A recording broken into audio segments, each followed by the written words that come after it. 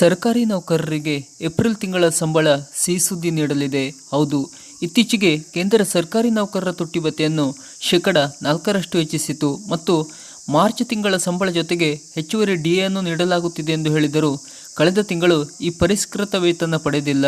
ಈಗ ಬಂದಿರುವ ಹೊಸ ಅಪ್ಡೇಟ್ನ ಪ್ರಕಾರ ಏರಿಕೆಯಾಗಿರುವ ಈ ತುಟ್ಟಿ ಭತ್ಯೆಯ 3 ತಿಂಗಳ ಬಾಕಿಯನ್ನು ಸೇರಿಸಿ ಏಪ್ರಿಲ್ ಸಂಬಳದ ಜೊತೆ ಜಮಾವಣೆ ಮಾಡಲಾಗುತ್ತಿದೆ ಎಂದು ಹೇಳಲಾಗುತ್ತಿದೆ.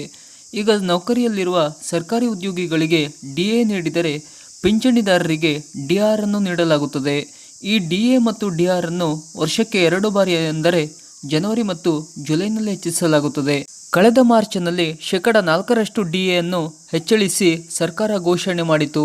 ಇದರಿಂದ ನೌಕರರಿಗೆ ಎಷ್ಟು ವೇತನ ಹೆಚ್ಚಳವಾಗಬಹುದು ಎನ್ನುವುದನ್ನು ನೋಡುವುದಾದರೆ, ಒಬ್ಬ ನೌಕರನ ವೇತನವು ತಿಂಗಳಿಗೆ 50,000 ರೂಪಾಯಿ ಆಗಿದ್ದು ಮೂಲ ವೇತನ 15,000 ರೂಪಾಯಿ ಇದ್ದರೆ ಈಗ ಶೇಕಡ 4% ಹೆಚ್ಚಳದ ನಂತರ 7,500 ರೂಪಾಯಿಗಳು ಆತ ಪಡೆಯುತ್ತಾನೆ.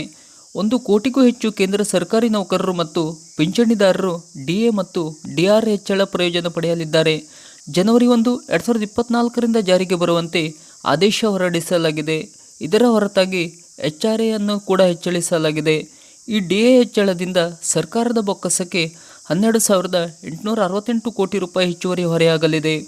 ಸರ್ಕಾರದ ಈ ಥರದ ಇನ್ನಷ್ಟು ಮಾಹಿತಿಗಳಿಗಾಗಿ ನಮ್ಮ ಚಾನಲನ್ನು ಸಬ್ಸ್ಕ್ರೈಬ್ ಮಾಡಿ. ನಮಸ್ಕಾರ.